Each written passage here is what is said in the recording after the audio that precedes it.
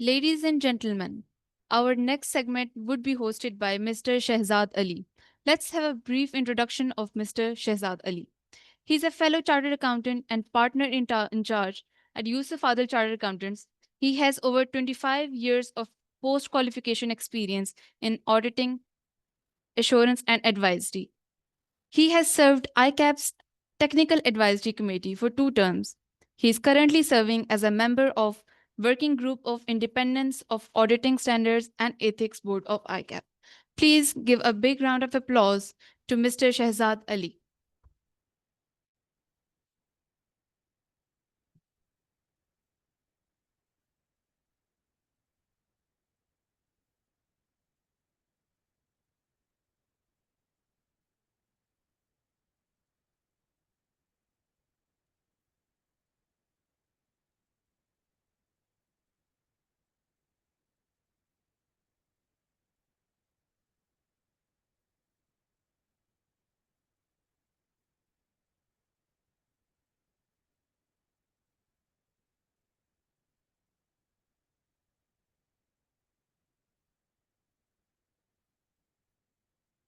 Break से पहले मैं थोड़ा सेशन सुन रहा था, very energetic session on analytical reviews. तो just to give you on a lighter note, to give you a live example, आपने मेरी पिक्चर देखी इंट्रोडक्शन में, तो अभी अगर आप मुझे देखें तो I have a different hair style. तो अगर आप उसको कंपेयर करें तो बाकी चीज़ें, बाकी फीचर सेम होंगे, बट हेयर कट डिफरेंट होगा, तो आप एक डिफरेंस आता है। तो एक एनालिटिकल माइंड सोचेगा कि ये डिफरेंस क्यों है। तो कोई जिस तरह वो मिसाल आपको दे रहे थे कि एक एक्सपेक्टेशन क्रिएट करें, तो एक्सपेक्टेशन क्रिएट करने के लिए यू कैन थिंक कि जी वैसे नॉर्मली ये चेंज हुआ है हेयर स्टाइल, या कोई हज उम्रा वगैरह गुजरा है, तो एक पॉसिबिलिटी ये है। फिर आप उसको जिस तरह उनका मैनेजमेंट डिस्कशन करें, तो यू कैन आस्क मी कि जी आप गए थे हज पे, तो आई कैन कंफर्म, तो आपका एक प्रोसेस कंप्लीट हो गया। तो ये एक एनालिटिकल प्रोसीजर्स की लाइव एग्जांपल है। मैं ये क्यों आपको कह रहा हूँ, क्योंकि एक जो ऑडिटर है उसको, जिसको कहते हैं ना once an auditor, auditor for life, और उसको डे टू डे अपनी सारी जो प्रोफेशनल स्केप्टिसिज्म है, एनालिटिकल माइंड है, उसको अगर आप अपनी डेली लाइफ में लाएंगे तो आपके लिए बीइंग ऑडिटर सारे काम बहुत आसान हो जाएंगे।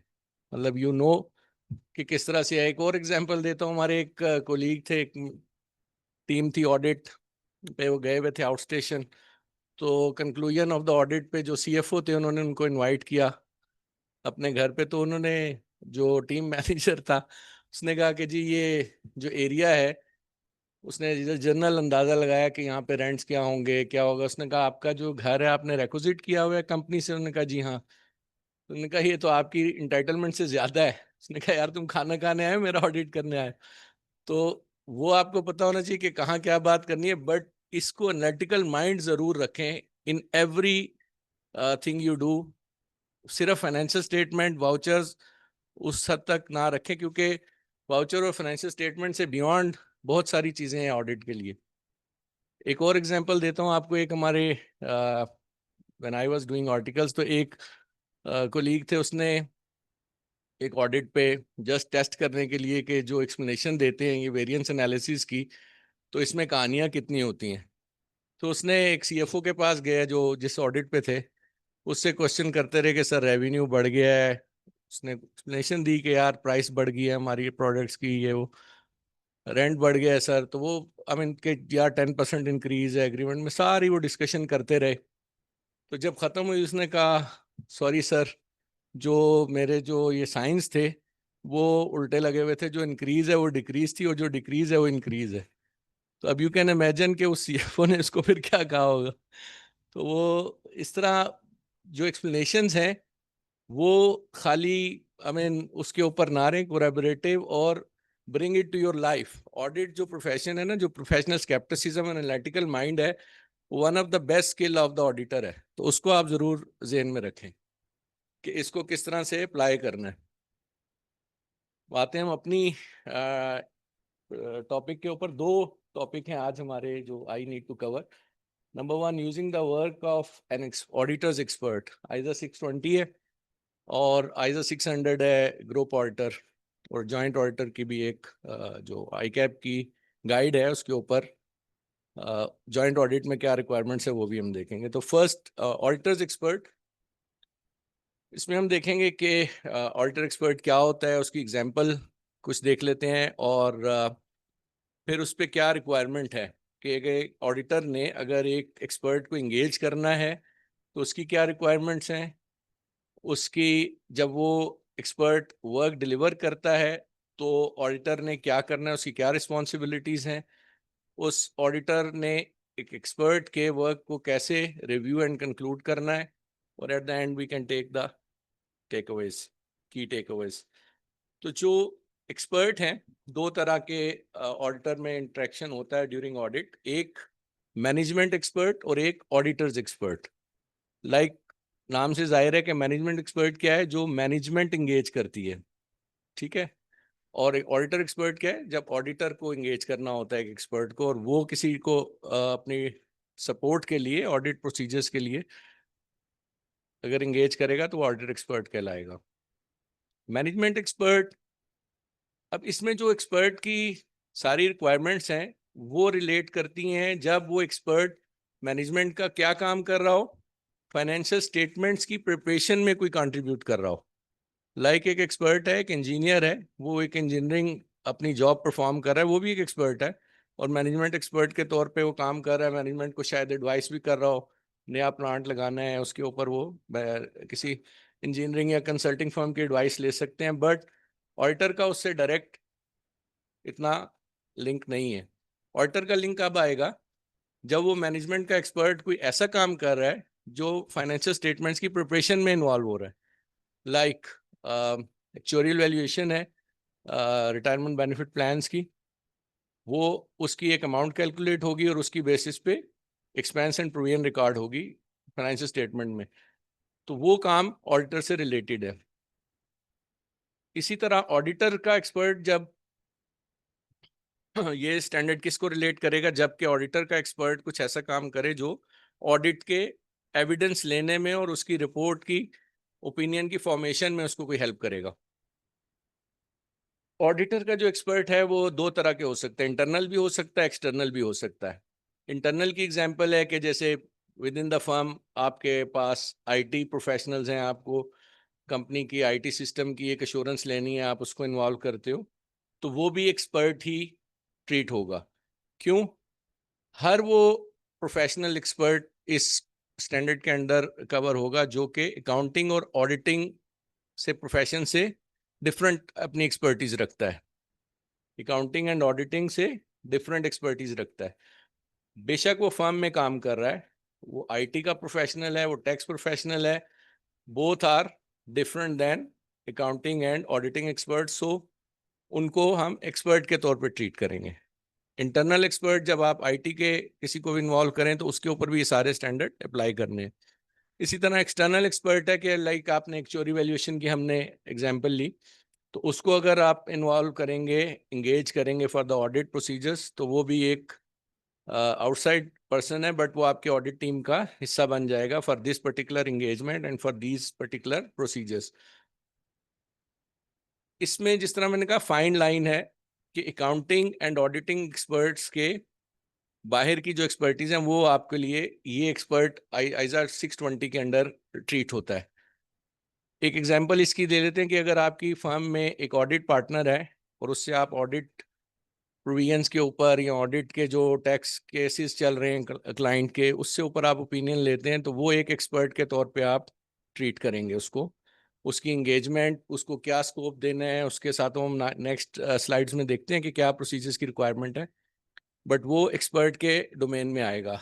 और अगर आप डिफर्ड टैक्स की कैलकुलेशन के लिए लाइक एंगेजमेंट टीम में एक समझते हैं कि उनके पास एक्सपर्टीज नहीं है, वो दूसरे मैनेजर किसी को इन्वॉल्व करते हैं, तो बट वो अगेन अकाउंटिंग का ही चूंकि काम है, तो वो उसको सिर्फ नॉर्मल अकाउंटिंग प्रोसीजर के तौर पे वो ऐड हो जाएगा टीम में, उसके लिए एज एन एक्सपर्ट वो नहीं ट्रीट होगा। एग्जाम्पल हम देख लेते हैं कि एक्सपर्ट्स की एग्जाम्पल क्या है। एक्चुअरियल वैल्यूएशन ऑफ बेनिफिट है, फेयर वैल्यू ऑफ प्रॉपर्टी, ये जो नॉर्मली ऑडिट में एक्सपर्ट्स को एंगेज करना पड़ता है प्रॉपर्टी वैल्यूएशंस के लिए, आप एक्सपर्ट्स को एंगेज करते हैं। लीगल एक्सपर्ट्स के ओपिनियन ऑडिटर यूजुअली ले रहे होते हैं, जहाँ पे outcome of the legal proceedings थोड़ा अनसर्टन हो, तो वो एक ऑडिटर लीगल एक्सपर्ट की ओपिनियन लेता है कि what is the likely outcome of this case. इसी तरह आईटी कंट्रोल्स की अगर असेसमेंट है तो वो आईटी का भी एक्सपर्ट में आ जाएगा। ये आईबीएनआर इंश्योरेंस कंपनीज में होता है, incurred but not recorded losses, तो उसकी एक प्रोविजन करनी होती है, वो भी एक्चुअरियल वैल्यूएशन करता है। शरिया कंप्लायंस, जैसे डिफरेंट ऑडिट में, बैंक में, डिफरेंट कंपनीज में जहाँ शरिया कंप्लायंस है, उसका अगर एक ओपिनियन देना है तो उसमें फिर शरिया कंप्लायंट के एक्सपर्ट्स आप एज अ एक्सपर्ट एंगेज करते हो और वो आपको इसके ऊपर ओपिनियन देते हैं, एंड देन उसकी बेसिस पे ऑडिटर अपना ओवरऑल ओपिनियन फॉर्म करता है। जब एक्सपर्ट को एंगेज करना है, उसकी नीड कहाँ कहाँ हो सकती है? Scenarios, different stages of the audit हैं, जहाँ पे इन ऑल स्टेजेस पे आप एक्सपर्ट को एंगेज कर सकते हैं। Number one, understanding of the entity and it's environment. Internal control में इसकी कोई एग्जांपल दे सकता है? इस स्टेज पे किस एक्सपर्ट को इन्वॉल्व कर सकते हैं हम?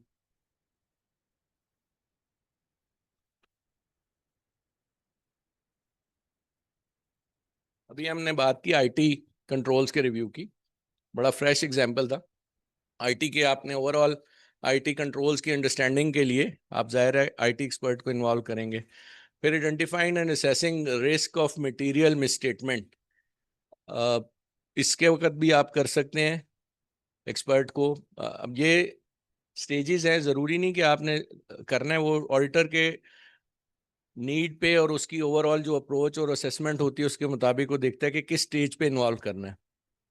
फिर overall responses to risk of material misstatement at financial statement level and at assertion level, different both type के स्टेजेस के ऊपर वो कर सकता है। और आखिर में कि अप्रोप्रिएटनेस ऑफ ऑडिट एविडेंस, उसकी सफिशेंसी और एडिक्वेसी को कंफर्म करने के लिए भी वो इसको इन्वॉल्व कर सकता है।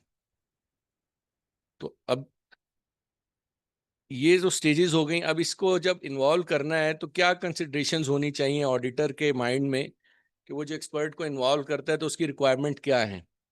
तो तीन मेजर फैक्टर हैं। एक तो कंपिटेंस उसकी वो एवेल्युएट करेगा, कैपेबिलिटीज करेगा और ऑब्जेक्टिविटी करेगा।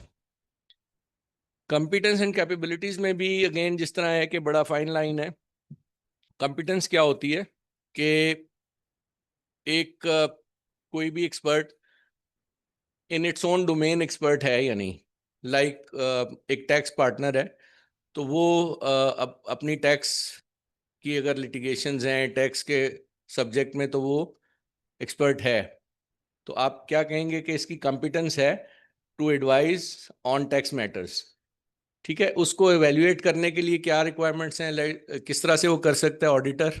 उसका कोई पर्सनल एक्सपीरियंस है उस एक्सपर्ट के साथ काम करने का, प्रॉपर्टी वैल्यूएशन अगर आपने करानी है उसको उस एक्सपर्ट को या स्टेट बैंक अप्रूव्ड वैल्यूअर को आपने पहले किसी और एंगेजमेंट पे इंगेज किया है तो आपका एक एक्सपीरियंस है उसके साथ। फिर आप डिस्कशन कर सकते हैं एक्सपर्ट के साथ कि आपने जिस तरह क्रेडेंशियल्स लिए जाते हैं, प्रपोजल्स लिए जाते हैं कि आप अपने क्रेडेंशियल शेयर करते हैं, एक्सपीरियंस की क्लाइंट्स शेयर करते हैं, तो उसी तरह आप एक्सपर्ट से भी इसकी ये सारी चीज़ें एवेल्युएट करते हैं। और फिर अदर ऑडिटर जो आपकी विद इन फर्म भी हो सकते हैं, आपके अदर मैनेजमेंट ग्रुप में, या रेफरेंस लेना, जो थर्ड चीज़ है रेफरेंस चेक कह लें, वो आप विद इन द फर्म भी ले सकते हैं, आप अपने दूसरे कोलीग से भी ले सकते हैं इन अदर फर्म्स।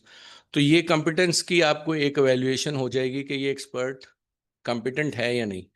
फिर कैपेबिलिटी है। कैपेबिलिटी का मतलब है कि क्या वो उन पर्टिकुलर एंगेजमेंट की जो रिक्वायरमेंट्स है उसको उन उन स्पेसिफिक चीज़ों के लिए क्या वो डिलीवर कर सकता है। फॉर एग्जांपल अगर हमने टैक्स पार्टनर की बात की, अब वो टैक्स पार्टनर टैक्स का तो एक्सपर्ट है, बट उसका अगर ज़्यादा लेट्स से के for last 5 years is working on direct taxation, तो अगर आपको इनडायरेक्ट टैक्सेशन के किसी मैटर पे एक ओपिनियन चाहिए तो क्या वो उसके लिए कैपेबल है? Probably not. अगर कोई आईटी एक्सपर्ट है जो कि बहुत अच्छा है, एक्सपीरियंस है, पिछले 10 साल से वो कर रहा है आईटी कंट्रोल्स को एवेल्युएट, बट उसका अगर लेट्स से कि अगर सैप में या ओरेकल में उसका एक्सपीरियंस है और कहीं पे माइक्रोसॉफ्ट डायनेमिक्स का अगर आपने ऑडिट करवाना है तो उसको बिल्कुल नॉलेज नहीं है, तो वो उसकी कैपेबिलिटी इस स्पेसिफिक कॉन्टेक्स्ट में शायद ना हो। तो ये सारी चीज़ें, ऑब्जेक्टिविटी तो आपने स्टैंडर्ड में यूजुअली पढ़ा ही होगा। ऑब्जेक्टिविटी पे कोई बता सकता है व्हाट इज ऑब्जेक्टिविटी? हाँ, इंडिपेंडेंस, इंडिपेंडेंट हो, ऑब्जेक्टिव हो, क्लियरली वो विदाउट बाइस एक काम कर सके। ऑब्जेक्टिव क्या होता है कि विदाउट बाइस वो एक काम कर सके।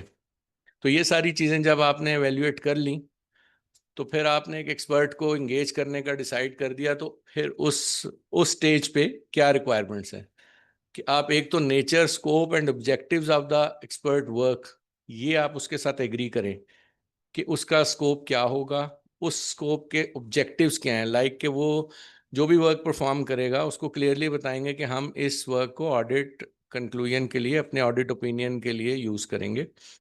ये सारी चीज़ें उसके साथ जो भी उसका शुरू में आपके साथ एग्री एक्सपर्ट के साथ करनी है। Role and responsibility of our team and the expert. अब ये भी चीज़ शुरू में प्लानिंग, इंगेजमेंट के टाइम पे प्लानिंग सारी हो जानी चाहिए कि ऑडिट टीम क्या काम करेगी। लाइक एक एक्चुअरियल वैल्यूएशन की एग्जांपल आपको देते हैं। उसको कुछ डाटा दिया जाएगा एम्प्लॉयज़ का। अब उस डाटा को क्या ऑडिटर, ठीक है, एक्चुअरियल वैल्यूएशन या उसकी प्रोविजन की कैलकुलेशन तो वो एक्सपर्ट करेगा, उस डाटे की इंटेग्रिटी, डाटा इंटेग्रिटी जो है, लाइक जो आप टेस्ट करते हैं इंफॉर्मेशन प्रोड्यूस्ड बाय एंटिटी पे, आईपी टेस्टिंग जिसको कहते हैं, तो वो आईपी टेस्टिंग क्या हम ऑडिट टीम करेगी या वो भी आप उससे कह रहे हैं कि के एक्सपर्ट करे? मतलब दोनों डिसाइड कर सकते हैं कि क्या। तो इस तरह की जो भी division of responsibility and role है, ये आपने एंगेजमेंट के टाइम पे उसके साथ डिसाइड करने हैं। फिर nature, timing and extend of communication क्या होगी। लाइक कि आप उससे एक्सपेक्ट करते हैं कि क्या वो आपको इंटरिम रिपोर्ट्स देगा। कुछ काम हो सकता है कि बड़ा शॉर्ट हो, कुछ काम हो सकता है कि थोड़ा सा डिटेल्ड हो और उसमें आपको टाइम लग रहा हो।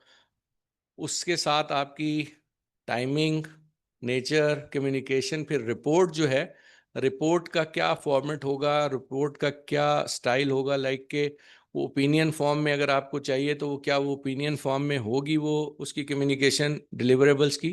तो ये सारी चीज़ें आपको एग्री करनी है। क्यों ये इम्पोर्टेंट है? क्योंकि eight the end of the day आपने उसकी बेसिस पे रिलाई करना है और उसका आपके ओपिनियन के ऊपर एक इम्प्लीकेशन है।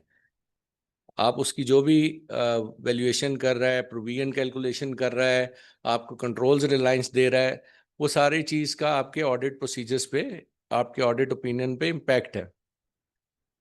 इसके साथ साथ आप उसको कॉन्फिडेंशियलिटी रिक्वायरमेंट और इंडिपेंडेंस कंफर्मेशन, ये चीज़ें भी आपने उससे इंगेजमेंट के टाइम पे कंफर्म करना है, बिकॉज उसको एक ऑडिट क्लाइंट की कॉन्फिडेंशियल इंफॉर्मेशन शेयर होने जा रही है ना। आपने उसके साथ जो भी काम करना है, एक्चुअरियल वैल्यूएशन करानी है, प्रॉपर्टी वैल्यूएशन करानी है या आईटी के कंट्रोल्स को एक्सपोजर देना है आपने उसका, तो वो सभी चीज़ों में ऑडिटर के तौर पे वो उसी एंटिटी की सारी कॉन्फिडेंशियल इंफॉर्मेशन यूज़ कर रहा है। तो उसके लिए आपको जो कॉन्फिडेंशियल रिक्वायरमेंट्स ऑडिट टीम के लिए है, सेम रिक्वायरमेंट्स उस एक्सपर्ट के लिए भी होनी चाहिए।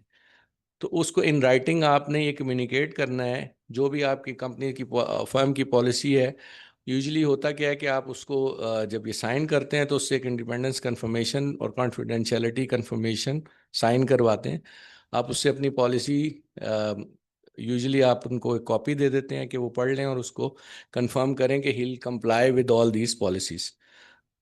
तो ये सारी रिक्वायरमेंट्स एग्रीमेंट होगा और ये सारा कुछ इन राइटिंग होगा। ठीक है, ये डिस्कशन बेस्ड नहीं है, it has to be in writing, और ये both internal and external experts के लिए एप्लीकेबल है। अब इंटरनल एक्सपर्ट के लिए ज़ाहिर है ये कॉन्फिडेंशियलिटी, इंडिपेंडेंस रिक्वायरमेंट्स वो ऑलरेडी कंप्लाई कर रहे होते हैं फर्म पॉलिसीज़ को, बट स्टिल लाइक कि आप जैसे एक ऑडिट टीम है, वो अपनी अगर किसी भी ऑडिट पे जाती है तो उसकी स्पेसिफिक क्लाइंट स्पेसिफिक कन्फर्मेशंस भी लेते हैं, लाइक हमारी फर्म में होता है। बाकी भी इस तरह ही सेम पॉलिसीज होंगी, तो वो उस तरह से वो उनसे भी कंप्लाई कराएं। और nature of procedure, scope, deliverables, ये सारे थ्रू अ मेमो, यूजुअली जो इंटरनल एक्सपर्ट होते हैं उनके साथ आप एक मेमो फॉर्म में साइन करते हैं, और जो एक्सटर्नल एक्सपर्ट्स होते हैं उनके साथ कॉन्ट्रैक्ट या एंगेजमेंट लेटर होता है। अब ये जो एक्सपर्ट एंगेज हो गया, उसके साथ एक आप एग्रीमेंट भी हो गया, और उसने एक काम शुरू कर दिया, तो अब क्या ऑडिटर की कोई रिस्पॉन्सिबिलिटी है कि उसके काम में वो इन्वॉल्व हो या उसकी एक अंडरस्टैंडिंग ले? असूली तौर पे तो वो एक्सपर्ट है, तो एक्सपर्ट को आपने एंगेज ही इसलिए किया कि वो एक एक्सपर्ट है अपने डोमेन में। बट ऑडिटर की रिस्पॉन्सिबिलिटी, क्योंकि ओवरऑल ओपिनियन किसकी रिस्पॉन्सिबिलिटी है? ऑडिटर की। तो ऑडिटर ने एक उसके काम की इंडिपेंडेंस, सॉरी, एक इंडिपेंडेंट उसकी, जहाँ तक पॉसिबल हो वो उसकी अंडरस्टैंडिंग लेनी है। जैसे हमने पहले कहा कि वो उसकी एरिया ऑफ स्पेशलिटी को देखा है कि अगर टैक्स में काम कर रहा है तो वो अगर इनडायरेक्ट टैक्सेशन का काम है तो उसका क्या रेलिवेंट एक्सपीरियंस है।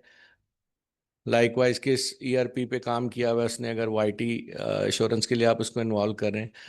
फिर अगर कोई इसमें कोई प्रोफेशनल या स्टैंडर्ड की या रेगुलेटरी रिक्वायरमेंट्स हैं कुछ उसके लिए, लाइक अगर आप एक प्रॉपर्टी वैल्यूएशन के लिए उसको यूज़ कर रहे हैं, तो अगर कोई प्रॉपर्टी की रिक्वायरमेंट उसकी वैल्यू के हिसाब से स्टेट बैंक के पैनल पे है या नहीं, डिफरेंट, अगर इंजीनियरिंग पर्पस के लिए किसी को यूज़ कर रहे हैं तो क्या उसका इंजीनियरिंग काउंसिल का लाइसेंस है।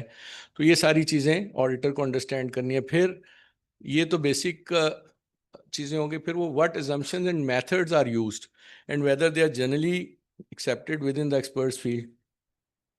कि लाइक कुछ जगहों पे वो assumptions भी ले रहा होगा, लाइक एक्चुअरियल वैल्यूएशन है तो वो आपको, और फिर उसके आपके डिस्क्लोजर में आते भी हैं वो कि इन्फ्लेशन रेट क्या है, डिस्काउंट रेट क्या है। और प्रॉपर्टी वैल्यूएशन में भी वो कई कई एजम्पशंस ले रहा होता है कि इस एरिया में लास्ट सेल कब हुई थी, कितनी हुई थी, पर स्क्वायर फुट क्या है, इस बिल्डिंग की डिफरेंट टाइप ऑफ कंस्ट्रक्शन होती है, ए ग्रेड है, बी ग्रेड है। तो ये सारी एजम्पशंस ये आपने उससे डिस्कस करनी है कि वो किन एजम्पशन की बेस के ऊपर अपना सारा वर्क परफॉर्म कर रहा है, और क्या वो जर्नली कंसिस्टेंट हैं, जो आपकी अंडरस्टैंडिंग है based on general industry knowledge, या आपकी जो ऑडिटर का अदर इंफॉर्मेशन अवेलेबल है फ्रॉम डिफरेंट सोर्सेज। तो इसमें nature of internal and external data और इंफॉर्मेशन द एक्सपर्ट्स यूजेस, ये भी इम्पॉर्टेंट है कि ऑडिटर इसको भी देखे कि ओवरऑल कोलैबोरेट करे कि ओवरऑल उसके जो यूज़ कर रहा है इंटरनल एंड एक्सटर्नल डाटा, क्या वो भी रेलिवेंट भी है या नहीं। तो ये सारी चीज़ें, इसकी अंडरस्टैंडिंग ऑडिटर की ज़रूरी है कि ऑडिटर के एक्सपर्ट के वर्क के दौरान उसको पता हो। तो जब उसने परफॉर्म कर लिया, फिर अब ऑडिटर ने इसको एवेल्युएट करना है। ठीक है, एवेल्युएट करने के लिए क्या रिक्वायरमेंट्स हैं, किस किस तरह से एवेल्युएट कर सकता है? एक तो ये है कि ऑब्जर्व करे कि अगर कुछ ऐसा काम है एक्सपर्ट का, तो उसकी ऑब्जर्व करने से अगर ऑडिटर को कोई इंश्योरेंस मिलती है। फॉर एग्जांपल, प्रॉपर्टी वैल्यूएशन में यूजुअली एक्सपर्ट सर्वे पे जाते हैं, मेजरमेंट्स होती हैं कि कितनी स्क्वायर फुट है, कितने बिल्डिंग कवर्ड एरिया क्या है। तो वो सारी जब वो कर रहा हो मेजरमेंट्स और वो सर्वेस, तो ऑडिटर उसको ऑब्जर्व कर सकता है, फिर इंक्वायरीज कर सकता है एक्सपर्ट से, उसके काम से रिलेटेड, अप्रोच से रिलेटेड, एंड उसके वर्किंग पेपर रिव्यू कर सकता है। ये सारी चीज़ें आपने ज़ाहिर है शुरू में एग्री करनी है कि ये ऑडिटर का एक्सेस होगा ऑन ऑल दीज, लाइक उसके वर्किंग पेपर पे, लाइक उसके काम के दौरान भी आप उसको ज्वाइन कर सकते हैं। तो ये सारी चीज़ें इनिशियली आपने एग्री करनी है, और उसके बाद इसको एवेल्युएट करना है before you form any opinion on his work. Second, corroborative procedures such as examination, published data, public sources से क्या डाटा अवेलेबल है, लाइक इंटरेस्ट रेट उसने कुछ यूज़ किए हैं वैल्यूएशन में, डिस्काउंटिंग में, तो आपके पास एक पब्लिक नॉलेज भी है। आप दूसरे क्लाइंट्स पे भी आपको पता है क्या रेट है यूज़ हो रहा, दूसरे एक्चुअली क्या यूज़ कर रहे हैं, या स्टेट बैंक ने क्या लेटेस्ट रेट्स इशू किए हैं। तो ये सारी चीज़ें आपके पास corroborative डाटा आप ज़रूर जो जहाँ तक पॉसिबल होगा वो यूज़ करेंगे एक्सपर्ट के काम के लिए। और फिर appropriate period and account for subsequent opinion, subsequent event है या नहीं। लाइक कि अगर आप उसके कंट्रोल्स के ऊपर लाइक कोई कंट्रोल टेस्टिंग आईटी वाले ने करके दिया आपको, तो किस पीरियड में उसने वो कंट्रोल टेस्टिंग की है। लाइक शुरू में ऑडिट ख़त्म होने के काफ़ी बाद अगर उसने अपना काम शुरू किया है, तो ड्यूरिंग द पीरियड तो वो कंट्रोल लाइंस उसकी शायद रेलिवेंट ना हो। और फिर सब्सिक्वेंट इवेंट क्या उसने अकाउंट फॉर किए हैं। तो इस सारे को ओवरऑल फिर जो ऑडिटर की रिस्पॉन्सिबिलिटी है कि वो ये देखे कि कंसिस्टेंट है उसका work with industry standard and other limitation restrictions तो नहीं है कोई उसके ऊपर। तो ये सारी वैल्यूएशन करना किसकी रिस्पॉन्सिबिलिटी है, ऑडिटर की। इस सारी इवेल्युएशन की बेस पे फिर वो कंक्लूजन ड्रॉ करेगा कि क्या एक्सपर्ट का जो डिलीवरेबल है, उसका जो वर्क परफॉर्म्ड है और जो कंक्लूजन्स हैं, क्या वो सूटेबल हैं उसके ऑडिट के यूज़ करने के लिए। अगर तो सूटेबल है, एडुकेट हैं, फाइन। अगर नहीं है तो फिर वो क्या करेगा कि एक्सपर्ट के साथ डिस्कस करेगा कि क्या शॉर्टफॉल है और उस शॉर्टफॉल को एड्रेस किया जाए। फॉर एग्जांपल कुछ वो काम उसने किया है बट वर्किंग पेपर उस तरह से डॉक्यूमेंटेड नहीं है और ऑडिटर को वो प्रोवाइड नहीं कर सका, तो वो ऑडिट वर्किंग पेपर बनवाएगा। लाइक अगर इंटरेस्ट रेट उसने कुछ डिफरेंट यूज़ किया हुआ है जो पब्लिक डाटा से और आपको आपके नॉलेज से कंसिस्टेंट नहीं है, वो डिस्कस करके अगर एक्चुअल वैल्यूएशन में या किसी भी वैल्यूएशन में वो एग्री करता है कि जी ठीक है ये रेट डिफरेंट यूज़ हुआ है, तो वो शायद रीवर्क करे अपनी वैल्यूएशन को। तो ये सारी चीज़ें करनी है। उसके बाद वो एक फॉर्म कर सकेगा ओपिनियन और उसके वर्क के ऊपर रिलाई कर सकेगा। जब ऑडिटर ने अपना सारा कुछ एग्री कर लिया और एक कंक्लूजन और उसके वर्क को एक्सेप्ट कर लिया और वो ओवरऑल ओपिनियन के लिए उसको यूज़ किया, तो क्या करना है कि ऑडिटर अपनी रिपोर्ट में उसको रेफर करके अपनी रिस्पॉन्सिबिलिटी को शिफ्ट नहीं कर सकता कि जी ये सपोज इस एरिया में मैंने एक्सपर्ट को यूज़ किया है और एक्सपर्ट के वर्क पे रिलाई करते हुए मैं ओपिनियन दे रहा हूँ। That is not allowed. और कुछ जुरिस्डिक्शन में जहाँ पे सिर्फ रेफर कर सकता है, कुछ रिक्वायरमेंट होती है, but even in that case वो रेफर कर सकता है कि मैंने वर्क एक्सपर्ट को एंगेज किया है, बट अपनी रिस्पॉन्सिबिलिटी को वो रिड्यूस नहीं कर सकता। वो उसका मेंशन करना पड़ता है कि I mean just for information of the user, but उसकी रिस्पॉन्सिबिलिटी ओवरऑल ओपिनियन की ऑडिटर की ही रहती है। कुछ केसेस में जहाँ पे कुछ उस एक्सपर्ट के वर्क की बेसिस के ऊपर मॉडिफिकेशन है, कुछ क्वालिफिकेशन है या एडवर्स ओपिनियन है, डिस्क्लेमर है, वट उसकी बेसिस के एक्सपर्ट के अगर काम की बेसिस के ऊपर ऑडिटर ये फॉर्म करता है ओपिनियन, तो फिर इट्स बेटर के उसको for the better information of users उसको इंक्लूड करे अपनी ऑडिट रिपोर्ट में reference. But again responsibility rest with the auditor. उसकी रिस्पॉन्सिबिलिटी डाइल्यूट नहीं होती ये सारा रेफरेंस करने से। की टेक अवेज हमारे आज की सारी जो सेशन है उसमें क्या है कि एक तो timely involvement of the expert is a mandatory thing. उसके साथ आपको स्कोप ऑफ वर्क, अगर उसके ऊपर कुछ लिमिटेशन है या कोई भी कंसिडरेशन है, वो आपको इन राइटिंग एग्री करनी है। टाइमली उसको इन्वॉल्व करना है एक्सपर्ट को, टाइमली उसके साथ आपने टाइमलाइंस एग्री करनी है कि किस टाइम पे वो डिलीवरेबल दे, सो दैट आपका जो ओवरऑल ऑडिट टाइमलाइंस हैं वो अफेक्ट ना हो। और अगर कोई फाइंडिंग एक्सपर्ट की आती है या ऑडिटर खुद आइडेंटिफाई करता है उसके काम में या वो खुद एक्सपर्ट प्रेजेंट करता है अपनी वर्किंग में, तो उस सारे को रिजॉल्व करना है before you form any audit opinion. या उसको अगर कंक्लूड करना है और उसकी वजह से कुछ मॉडिफिकेशन बनती है, तो उसको भी थॉरली कंक्लूड करके then auditor can rely for his opinion. तो ये यूज़ ऑफ एक्सपर्ट पे तो दिस इज़ इट। अगर किसी का कोई क्वेश्चन हो तो we can take and then otherwise we can move to the next presentation, next session जो है आइजा 600 पे। Any question? हम्म,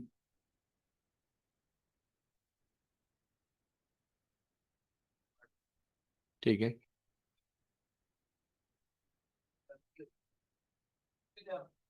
गलती हो जाती है।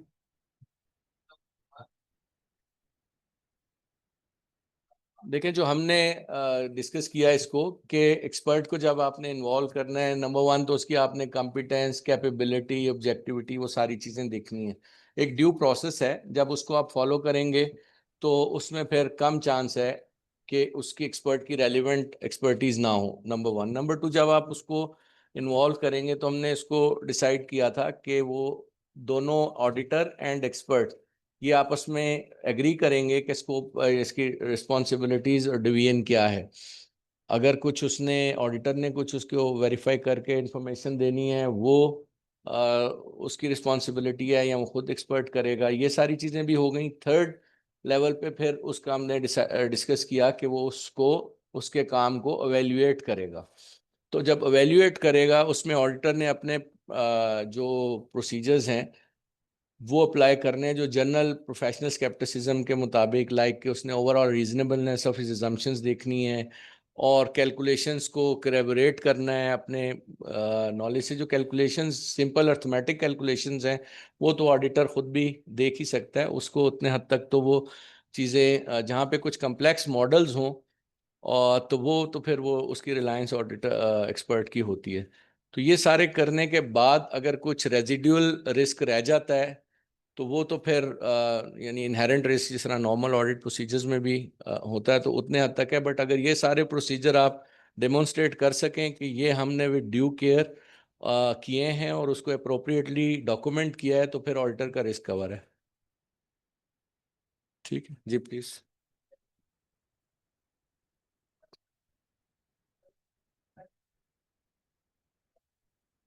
देखिए, आपने मैनेजमेंट के साथ डिस्कस तो करेंगे, और यूजुअली जिस तरह आप, हमने डिस्कस किया था कि उसकी कॉन्फिडेंशियलिटी, ऑब्जेक्टिविटी, इंडिपेंडेंस रिक्वायरमेंट्स वो इंश्योर करनी है, क्योंकि वो एंटिटी का डाटा आप उसको प्रोवाइड कर रहे हैं। तो जो एंगेजमेंट लेटर होता है यूजुअली, उसमें जाहिर है कि आपको ऑडिटर को ये तो एंगेजमेंट लेटर भी, और आपको जो स्टेटरी आपके पास पावर्स हैं, तो you can engage the expert, that's your right. But ये है कि उसका एक ड्यू प्रोसेस है, और उसमें यूजुअली फिर होता ही है कि जिस तरह मैंने कहा कि एंगेजमेंट कॉन्ट्रैक्ट उसके साथ साइन होता है, तो अगर आप इन्फॉर्म करते हैं, कई केसेस में क्लाइंट की रिक्वायरमेंट होती है कि जी हम ट्राई पार्टी एग्रीमेंट करें, and they also become part of the agreement, so that confidentiality breach होती है तो वो डायरेक्टली भी इन्फोर्स कर सकें ऑन दैट एक्सपर्ट। तो वो डिफरेंट केस टू केस होता है जी। थोड़ा सा लाउड आप बोलेंगे? एक्सपर्ट हायर किया है, क्लाइंट मैनेजमेंट एक्सपर्ट है वो।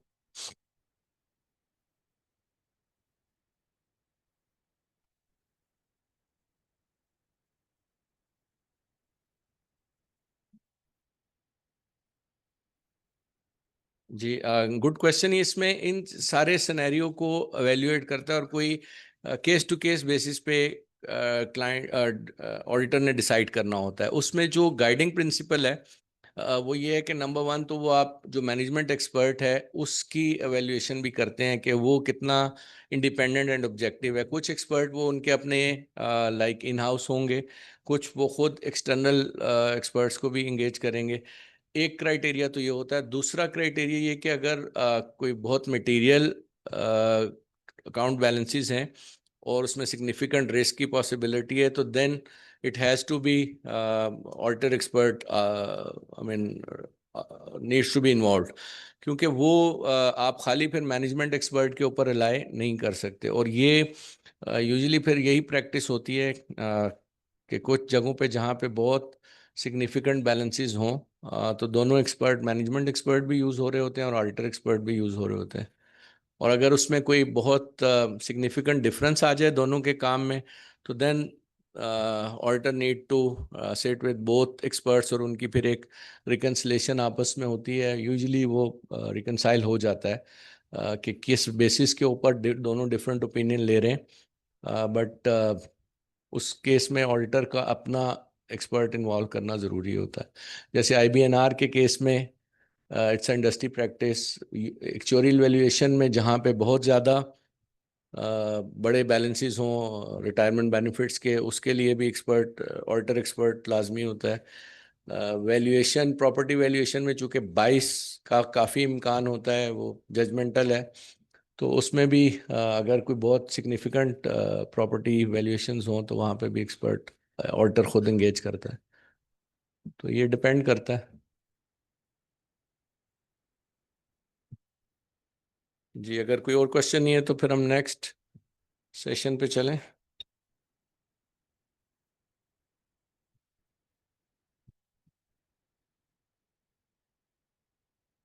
ठीक है, स्क्रीन ठीक, थैंक यू। जी, जो नेक्स्ट हमारा टॉपिक है ग्रुप ऑडिट आईजा 600। ये रिवाइज दिसंबर 23 में रिवाइज हुआ था। ग्रुप ऑडिट का कॉन्सेप्ट कोई जस्ट एक वैसे कोई बता सकता है कि व्हाट इज ग्रुप ऑडिट? किसी को थोड़ा बहुत आइडिया हो? चले हम पहले बेसिक कॉन्सेप्ट्स देख लेते हैं कि व्हाट इज ग्रुप ऑडिट और उसमें जो टर्म्स यूज होती हैं वो क्या क्या हैं, और फिर ग्रुप ऑडिट की रिक्वायरमेंट्स क्या हैं एज पर आईजा 600। बेसिक कॉन्सेप्ट में जो टर्म्स बार बार यूज होंगी स्टैंडर्ड में या ग्रुप ऑडिट में यूज होती हैं, कंपोनेंट क्या है, डिफरेंट टाइप के कंपोनेंट्स हो सकते हैं। एन एंटिटी लाइक कोई सब्सिडरी है, एसोसिएटेड कंपनी है, बिजनेस यूनिट हो सकता है, फंक्शन और बिजनेस एक्टिविटी हो सकती है, लाइक बैंक के ब्रांचेज हैं, तो वो ब्रांचेस डिफरेंट जुरिस्डिक्शन में अगर हों दूसरे ऑडिटर को इन्वॉल्व कर सकते हैं एज अ कंपोनेंट वहाँ पे। तो उसमें ज़रूरी नहीं कि कोई प्रॉपर एंटिटी ही होगी, तो तभी वो कंपोनेंट बनेगा। कंपोनेंट कोई भी है, एंटिटी भी है, बिजनेस यूनिट भी है, फंक्शन भी है। उसमें मेन चीज़ क्या है कि वो जो इंफॉर्मेशन है उस कंपोनेंट की, जो बिजनेस इंफॉर्मेशन है, फाइनेंशियल इंफॉर्मेशन है, वो कंसोलिडेट हो उन फाइनेंशियल स्टेटमेंट में, ग्रुप फाइनेंशियल स्टेटमेंट पे, जिस पे ग्रुप ऑडिटर ने अपना ओपिनियन देना है। तो उस कॉन्टेक्स्ट में ये कंपोनेंट ऑडिटर जो भी उस पर काम कर रहा होगा, ज़ाहिर है फिर ग्रुप ऑडिटर ने उसके ऊपर एक रिलायंस लेनी है, तो वो उसके साथ आइजा 600 के जो भी रिक्वायरमेंट्स है उसको फुलफिल करते हुए उसके वर्क पर रिलाई कर सकता है। कंपोनेंट ऑडिटर कौन है? An auditor who performs work related to the component for purposes of the group audit. एक ऑडिटर एंटिटी का इंगेज है, बट वो नॉर्मल स्टैट्यूटरी रिपोर्ट तो इशू कर रहा है, बट ग्रुप ऑडिटर उसके ऊपर रिलाई नहीं कर रहा। वो ग्रुप रिलायंस के लिए अपनी लेट्स से के रेफरेंस इंस्ट्रक्शंस भेजता है और कोई दूसरे ऑडिटर को यूज़ करता है। तो जो ऑडिटर उसको रिस्पॉन्स कर रहा है, जिसके वर्क के ऊपर वो रिलाई करते हुए अपने ग्रुप ऑडिटर फाइनेंशियल स्टेटमेंट्स के ऊपर उसकी ओपिनियन दे रहा है, तो वो कंपोनेंट ऑडिटर कहलाएगा। फिर जो कंपोनेंट परफॉर्मेंस मटीरियलिटी है, ये कंपोनेंट के लिए मटीरियलिटी लेवल भी इस्टेब्लिश करना किसकी रिक्वायरमेंट है? ग्रुप ऑडिटर की। और ये किस पर्पस के लिए होगा? क्योंकि ग्रुप ऑडिटर है, उसके पास डिफरेंट कंपोनेंट्स हैं। लेट्स से कि एक कंपनी है जिसकी लेट्स से 10-12 सब्सिडरीज हैं, कुछ लोकल हैं, कुछ आउट ऑफ द कंट्री हैं, तो वो सारी कंसोलिडेट होके एक ग्रुप फाइनेंशियल स्टेटमेंट्स बनेंगी जिसके ऊपर ग्रुप ऑडिटर ने ओपिनियन देना है। अब उसमें डिफरेंट ओपिनियंस आ रहे होंगे डिफरेंट कंपोनेंट्स के, और उसकी लेट्स से कि कुछ मटेरियल मिसस्टेटमेंट अगर एक में है या मटेरियल मिसस्टेटमेंट नहीं भी है, बट एग्रीगेट मिसस्टेटमेंट्स मिल के एक ग्रुप लेवल पे मटेरियल मिसस्टेटमेंट बन जाती हैं, तो वो ग्रुप ओपिनियन को इम्पैक्ट कर सकती हैं। इसलिए जो ग्रुप ऑडिटर है उसको एक ओवरऑल व्यू लेना होता है कि मेरे पास इस कंपोनेंट का मटीरियलिटी लेवल क्या है, तो ये डिटरमिन करता है ग्रुप ऑडिटर, और वो कम्युनिकेट करेगा कंपोनेंट ऑडिटर को। अब कंपोनेंट ऑडिटर उस मटीरियलिटी लेवल से बिलो मटीरियलिटी तो रख सकता है, हायर मटीरियलिटी नहीं रख सकता, वरना वो ग्रुप ऑडिटर के लिए उसका फिर रिलायंस करना उसके काम पे पॉसिबल नहीं होगा।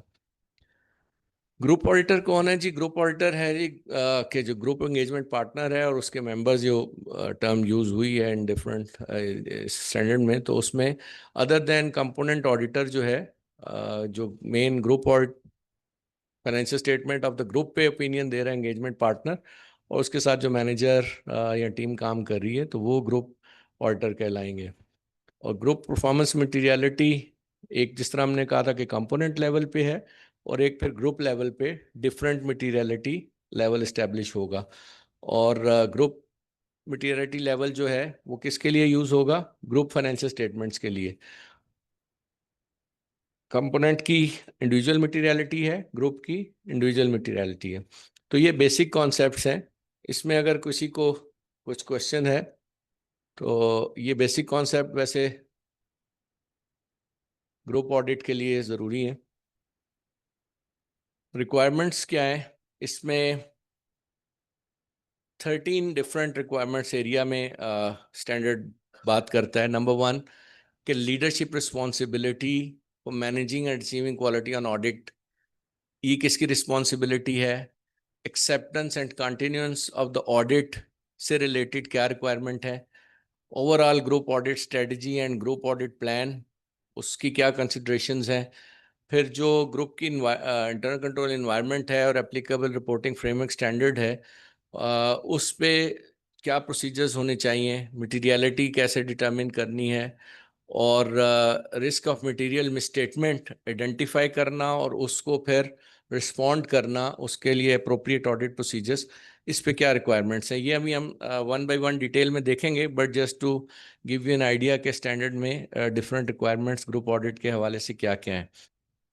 एट्थ है ये evaluating the component auditor communication and adequacy of the work. ये ग्रुप ऑडिटर ने एवेल्युएट करना है, उसके काम पे रिलाई कर रहा है, तो उसको एवेल्युएट करेगा। फिर सब्सिक्वेंट इवेंट्स के ऊपर किस तरह से काम होना चाहिए, एंड जो overall sufficiency of audit evidence है उसको कौन एवेल्युएट करेगा और उसको फिर कैसे रिलाई करना है। और ऑडिटर रिपोर्ट का क्या उसमें रेफरेंस करना है कंपोनेंट ऑडिटर को या नहीं, ये सारी रिक्वायरमेंट्स। और documentation and communication with group management and दोस्त चार्ज विद गवर्नेंस। तो ये सारे एरियाज हैं जिनमें स्टैंडर्ड डिस्कस करता है कि क्या क्या रिक्वायरमेंट्स हैं ग्रुप ऑडिट जब हो रहा हो। जो लीडरशिप रिस्पॉन्सिबिलिटी है managing the overall quality of group audit, और उसके ऊपर ओपिनियन जो देना है, वो रिस्पॉन्सिबिलिटी है ग्रुप एंगेजमेंट पार्टनर की, जो कि ग्रुप के फाइनेंशियल स्टेटमेंट्स पे अपना ओपिनियन दे रहा है। कंपोनेंट ऑडिटर ने कंपोनेंट पे ओपिनियन दिया तो उसकी लिमिटेड लाइबिलिटी उतने हद तक तो है, वो कंपोनेंट के लिए तो उसके ऑडिट पे रिलाय कर रहे हैं जो यूज़र, उतने हद तक तो वो component partner is responsible. But जब वो कंसोलिडेट होता है ग्रुप ऑडिट फाइनेंशियल स्टेटमेंट में, तो जो ग्रुप ऑडिट की रिस्पॉन्सिबिलिटी है that rest with the engagement partner. वो ये कल को नहीं कह सकता कि ये कंपोनेंट ABC के ऊपर कुछ मिस स्टेटमेंट हो गई थी और वो कंसोलिडेट होके ओवरऑल हमारा ओपिनियन इम्पैक्ट कर रहा है, तो मेरी रिस्पॉन्सिबिलिटी आइदर नहीं है या शेयर्ड बाय कंपोनेंट ऑडिटर है, तो इसकी responsibility rest with the engagement partner of the group. अब उसको क्या करना है कि उसको फिर ग्रुप ऑडिटर जो है उसका एंगेजमेंट पार्टनर है, उसकी क्या रिक्वायरमेंट है कि he should be sufficiently and appropriately involve through out the audit engagement, including the component work of the component auditor। तो वो कैसे रह सकता है, इसका डिफरेंट यानी यूज करते हैं टिपिकली। तो जो किया जाता है कि जो ग्रुप ऑडिट पार्टनर है वो एक डिटेल सेट ऑफ इंस्ट्रक्शंस या ग्रुप ऑडिट इंस्ट्रक्शंस इशू की जाती हैं कंपोनेंट ऑडिटर को। उसमें इनिशियली तो कुछ कंफर्मेशंस होंगी, वो कंफर्मेशंस कंपोनेंट ऑडिटर कंफर्म करेगा। टिपिकली वो क्या होंगी कि जी आप एथिकल एंड इंडिपेंडेंस रिक्वायरमेंट्स को कंप्लाई करेंगे, आप अपने वर्क को हमारी इंस्ट्रक्शंस के मुताबिक मिनिमम कंप्लाइंस करेंगे, और आपके वर्क की जो हम वर्किंग पेपर है उसकी एक्सेस हमारी होगी, एंड इस तरह की चीज़ें ओवरऑल जो एंगेजमेंट की सारा डिटर्मिन होना है कि।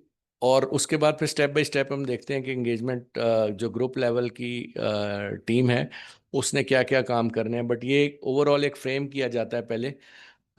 ग्रुप ऑडिटर का जो रोल एंड रिस्पॉन्सिबिलिटी है उसको जाहिर है उसने अगर रिस्पॉन्सिबिलिटी लेनी है तो उसके ऊपर एक सारा उसको एक कंफर्ट मिलना चाहिए कि जो कंपोनेंट ऑडिट है वो मुझे कंप्लाई करेगा, तो तब वो एक्सेप्ट करे। एक्सेप्टेंस एंड कंटिन्यूस में ये इसके लिए भी ज़रूरी है कि एक कंपोनेंट है, लेट्स से कि वो किसी और कंट्री में है और वो वहाँ पे डिफरेंट कंपोनेंट ऑडिटर है, उसकी रिपोर्ट पे अगर रिलाई करना है और वो component auditor is not capable या वो एग्री नहीं करता कि मैं अपने वर्किंग पेपर की एक्सेस आपको दूंगा, तो उस केस में ज़ाहिर है ग्रुप ऑडिटर फिर एक रिलाई नहीं कर सकता उसके काम पे, और अगर वो मटेरियल है तो उसकी ग्रुप फाइनेंशियल स्टेटमेंट्स में एक लिमिटेशन आ जाएगी। तो ये सारी चीज़ें एवेलुएट करनी है, और ग्रुप की जो एक्सेप्टेंस एंड कंटिन्यूंस है इसकी रिस्पॉन्सिबिलिटी इसकी है ग्रुप एंगेजमेंट पार्टनर की। ही नीड्स टू डिसाइड कि सारी चीज़ें ये कंप्लाई कर पाएंगे। फिर टर्म्स ऑफ एंगेजमेंट है, और ग्रुप ऑडिटर ने मैनेजमेंट के साथ भी डिस्कस करना है, ग्रुप मैनेजमेंट के साथ, और उनको के एक्सेस होगी आइदर थ्रू कंपोनेंट ऑडिटर और इन सर्टन केसेस कुछ ऑडिटेबल इंफॉर्मेशन डायरेक्टली भी एक्सेस कर सकता है ग्रुप ऑडिटर, उसका राइट है। तो उसकी ये सारी एंगेजमेंट जो ग्रुप मैनेजमेंट है उसके साथ ये सारी डिस्कशन होनी है कि वो कैसे एक्सेस दी जाएगी उसको, आइदर डायरेक्टली और थ्रू कंपोनेंट ऑडिटर। और अगर कोई रिस्ट्रिक्शंस हैं by the group, by the management, या imposed due to certain activities beyond management's control, like के किसी एरिया में उनकी एक सब्सिडरी है और वहाँ पे वॉर सिचुएशन हो गई है, अब वहाँ पे एक्सेस नहीं है, लोकल्स भी वो ऑडिट नहीं कर पा रहे, तो इस तरह की सारी सिचुएशंस को एवेल्युएट करना है, और इस एवेल्युएशन की बेसिस पे ग्रुप ऑडिटर डिसाइड करेगा कि वेदर ही शुड एक्सेप्ट, अगर फर्स्ट ईयर है तो एक्सेप्ट करे इस सारे एंगेजमेंट को, या अगर कंटिन्यूस एंगेजमेंट है तो हर साल ज़ाहिर है उसको एक एवेल्युएशन करनी है कि should they continue as auditor या नहीं। तो ये सारी एवेल्युएशन ग्रुप लेवल पे वो करेगा, और उसमें सारे कंपोनेंट्स को भी एवेल्युएट करेगा। फिर जो ग्रुप की overall audit strategy and plan है इसकी भी रिस्पॉन्सिबिलिटी ग्रुप ऑडिटर की है। उसको फर्स्ट ऑफ ऑल डिटर्मिन करना है कि कंपोनेंट्स के ऊपर क्या क्या काम उसको रिक्वायर्ड है। लाइक कि वो जिस तरह एक नॉर्मल ऑडिट टीम में उसके फाइनेंशियल स्टेटमेंट्स को एवेल्युएट करता है, कौन से सिग्निफिकेंट एरियाज हैं, एक रिस्क की अंडरस्टैंडिंग लेता है कि कहाँ कौन से एरियाज ज़्यादा रिस्की हो सकते हैं, कहाँ पे उसको एम्फेसिस करना है, कौन से सिग्निफिकेंट रिस्क हैं, कौन से हाई रिस्क हैं। तो ये सारी एवेल्युएशन करनी है ग्रुप ऑडिटर ने, और ओवरऑल स्ट्रेटजी एंड प्लान बनाएगा ग्रुप ऑडिटर और उसको कम्युनिकेट करेगा कंपोनेंट ऑडिटर को। इसकी बेसिस पे जहाँ पे ज़ाहिर है सिग्निफिकेंट कंपोनेंट हैं, मटेरियल है फॉर द ओवरऑल ग्रुप, वहाँ तो फुल स्कोप ऑडिट चाहिए होगा इसको ग्रुप ऑडिटर को। और कुछ ऐसे एरियाज हो सकते हैं जहाँ पे लेट्स से कि कोई एक जुरिस्डिक्शन में एक बिजनेस ऑपरेशन है, बड़ा लिमिटेड उसका काम है, सिंगल एक काम करें, लेट्स से कि इन्वेंट्री वहाँ के लिए 90% ऑफ द एसेट्स बैलेंस है, तो वो ये भी ऑप्ट कर सकता है कि पूरा ऑडिट यहाँ नहीं करवाए बल्कि इन्वेंट्री के ऊपर स्पेसिफिक प्रोसीजर्स करवाएं। तो ये भी पॉसिबल है, बट ये सारी determination for audit group audit purpose के लिए है, और इसको डिटर्मिन कौन कर रहा है? Group engagement partner. फिर इसको एवेल्युएट करना है कि जो कंपोनेंट ऑडिटर है वो कोऑपरेट करेगा हमारे साथ, यानी जिस तरह मैंने कहा ना कि through referral instructions, audit instructions जो दी जाती हैं उसको वो कंफर्म करेगा, साइन ऑफ करेगा, और उसमें टाइमलाइंस भी होंगी, पूरी डिटेल प्रोसीजर्स होते हैं यूजली जो सेट ऑफ इंस्ट्रक्शंस होता है। तो उसको ऊपर वो कंपोनेंट ऑडिटर अगर उसको नहीं कंप्लाई कर पा रहा या टाइमलाइन नहीं मैनेज कर पा रहा, तो फिर ग्रुप ऑडिटर को ये डिसाइड करना है कि आइदर वो डिफरेंटली खुद अपनी टीम को वहाँ भेज के कुछ ऑडिट प्रोसीजर्स कंप्लीट करवाए और उसकी बेसिस पे एश्योरेंस ले, या what should be the strategy. तो ये सारी स्ट्रेटजी ग्रुप ऑडिटर ने डिसाइड करनी है। एंगेजमेंट रिसोर्सेज भी इसी तरह बात हमने कर ली। एंगेजमेंट परफॉर्मेंस का जो रिव्यू है working paper of the component auditor को, ये भी इसको ग्रुप ऑडिटर को इंश्योर करना है कि वो जो सिग्निफिकेंट एरियाज हैं और हाई रिस्क एरियाज हैं तो उसके ऊपर जो जो भी वर्क ऑडिट प्रोसीजर्स परफॉर्म हुए उसके रिव्यू की responsibility rest with the group auditor. Communication इसी तरह जो कंपोनेंट ऑडिटर की वो आगे डिफरेंट एक रिक्वायरमेंट्स हैं कि कंपोनेंट ऑडिटर ने क्या उसके साथ कम्युनिकेट करनी है, क्या मिनिमम चीज़ें, और ग्रुप ऑडिटर ने इसको क्या देना है। बट ये कम्युनिकेशन भी सारे overall audit strategy and plan में डिसाइड होनी चाहिए शुरू में ही। जो understanding the group, it's environment, applicable financial reporting standards, framework और जो इंटरनल कंट्रोल है, इसकी अंडरस्टैंडिंग भी लेना। ग्रुप ऑडिट जब आप कर रहे हैं तो ग्रुप इंगेजमेंट पार्टनर की रिक्वायरमेंट है कि he should know the group audits, group की इन्वायरमेंट क्या है, उसके एप्लीकेबल रिपोर्टिंग फ्रेमवर्क्स क्या है। डिफरेंट जुरिस्डिक्शन में ज़ाहिर है डिफरेंट हो सकते हैं, और ग्रुप के इंटरनल कंट्रोल्स क्या हैं। तो इस पे ऐसा नहीं है कि कोई कंपोनेंट डिफरेंट जुरिस्डिक्शन में काम कर रहा है तो सिर्फ कंपोनेंट ऑडिटर के रिपोर्ट के ऊपर वो रिलाई करके करेगा, बट उसको अपना पूरा अंडरस्टैंडिंग सबकी लेनी है और उसको डॉक्यूमेंट करना है। I give you an example. हमारे पास जो लेट्स से कि कोई ग्रुप के आते हैं instruction from different group auditors, तो उसमें पूरे ग्रुप की एक पूरी इंफॉर्मेशन होगी कि डिफरेंट एंटिटीज़, उनके बिजनेस ऑपरेशंस क्या हैं, उनके लेटेस्ट एंड पिछले 3-4 साल के ट्रेंड्स क्या हैं, फाइनेंशियल स्टेटमेंट्स के, उनके रिस्क क्या हैं। तो ये पूरी कम्युनिकेशन, फिर उसमें रिलेटेड पार्टी की आइडेंटिफिकेशन, ये सारी चीज़ें ग्रुप ऑडिटर की तरफ से कंपोनेंट ऑडिटर को कम्युनिकेट की जाती हैं। तो जाहिर है वो एक इसकी अंडरस्टैंडिंग लेगा, उसके ऊपर उसका नॉलेज एंड सारी डॉक्यूमेंटेशन होगी, तो वो कंपोनेंट ऑडिटर को एडवाइस कर सकता है।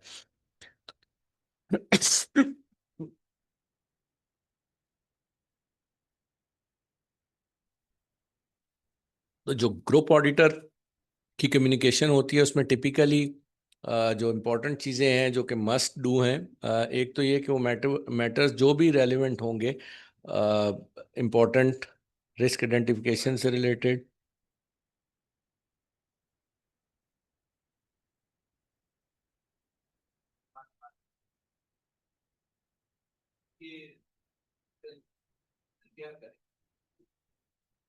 देखिए जो कंपोनेंट ऑडिटर है, एक पूरा सेट ऑफ इंस्ट्रक्शन आएगा उसको, उसने अपने वर्क प्रोसीजर्स परफॉर्म करने, और जहाँ पे ज़ाहिर है सिग्निफिकेंट और हाई रिस्क एरियाज़ हैं उसमें रिक्वायरमेंट है कि वो ग्रुप ऑडिटर उसके वर्क को रिव्यू करेगा। ऐसे ही है, अभी ये हमने पढ़ा ना। तो उसको जब वो उसके रिव्यू करता है और उसमें कुछ उसको लगता है कि कोई I mean procedures properly perform नहीं किए गए, या कंक्लूजन्स जो ड्रॉ हैं वो those are not consistent with the work perform, तो फिर वो ग्रुप ऑडिटर उसको इंस्ट्रक्ट करेगा कि आप इसको एडिशनल प्रोसीजर्स करें या कंक्लूजन्स के लिए डिफरेंट रिविजिट करें अपने जो रिजल्ट्स हैं। तो ये ओवरऑल रिस्पॉन्सिबिलिटी ग्रुप ऑडिटर की है for the group reporting purposes.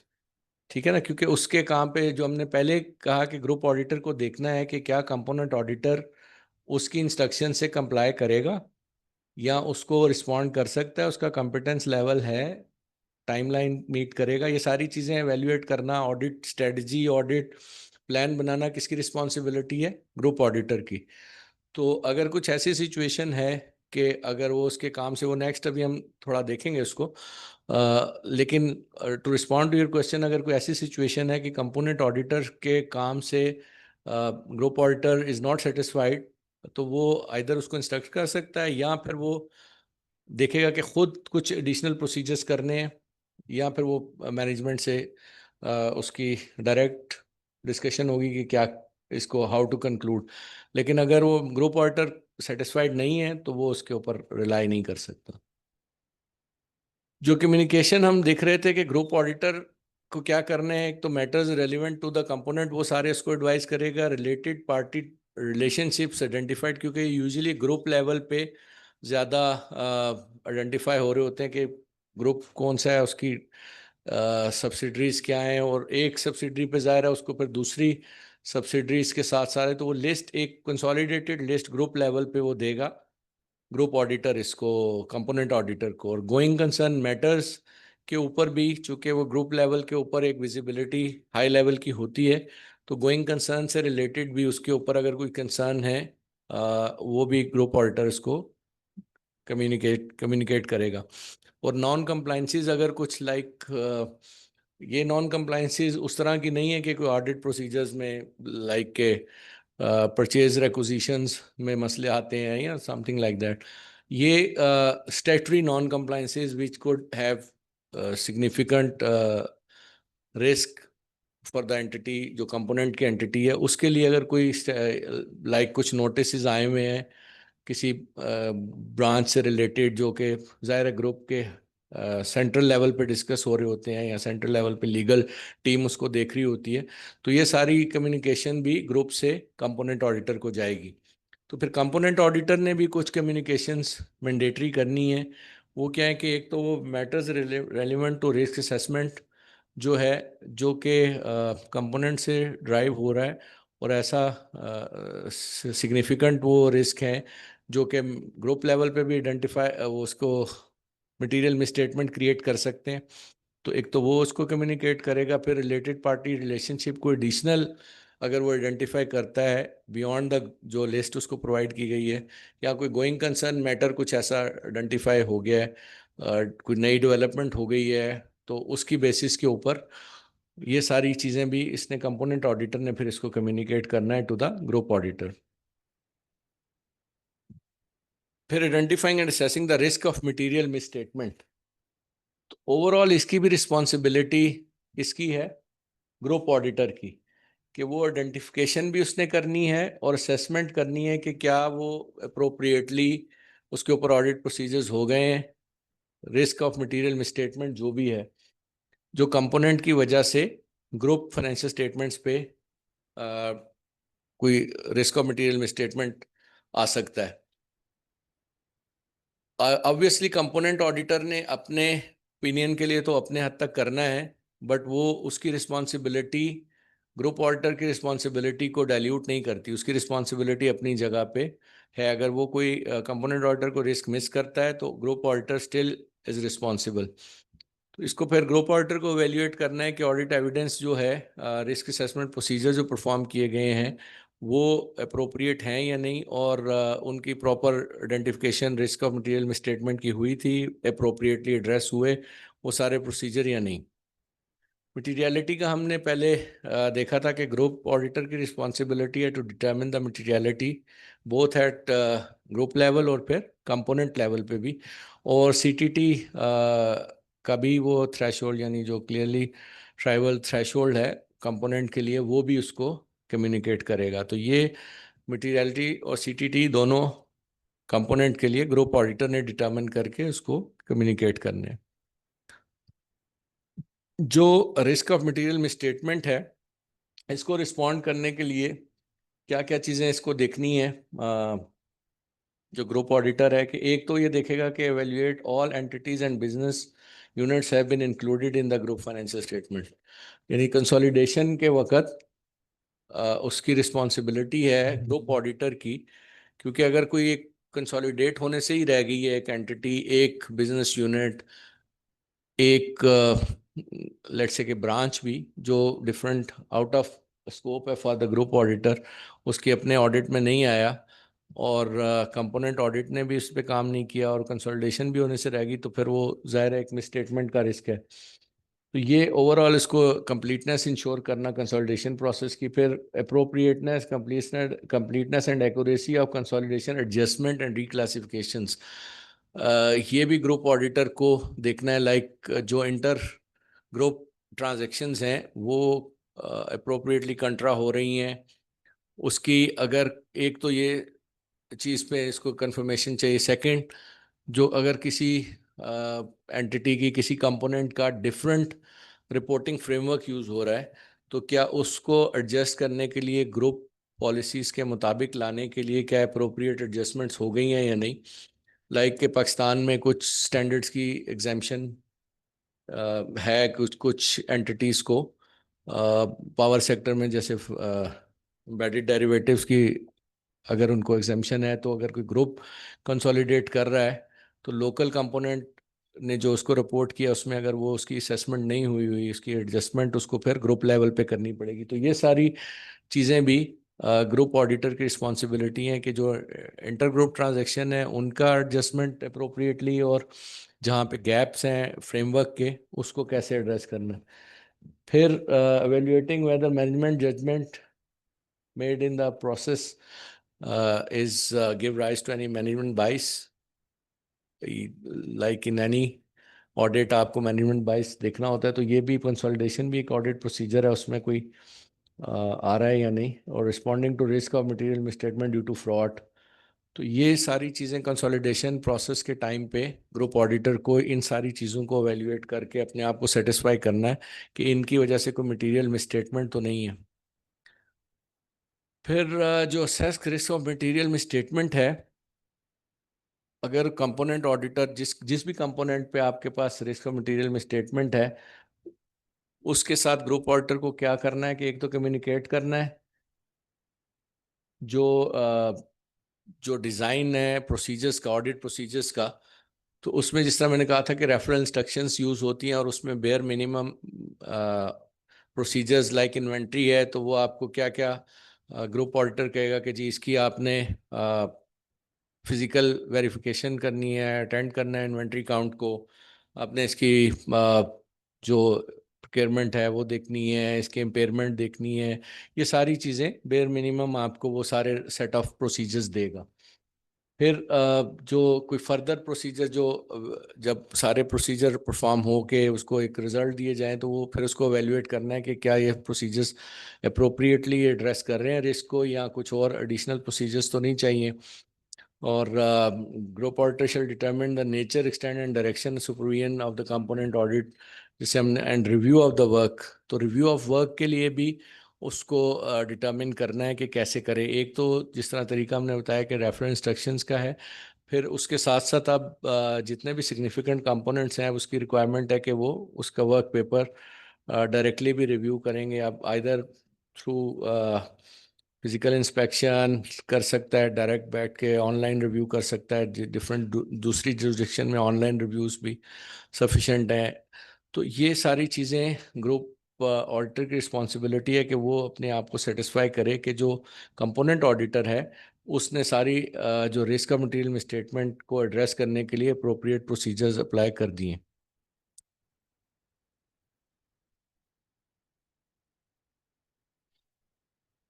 जो कंपोनेंट ऑडिटर्स की कम्युनिकेशन है and adequacy of the work के लिए क्या कंसिडरेशंस हैं कि group auditor shall request component auditor to communicate matter relevant to the group auditor's conclusion.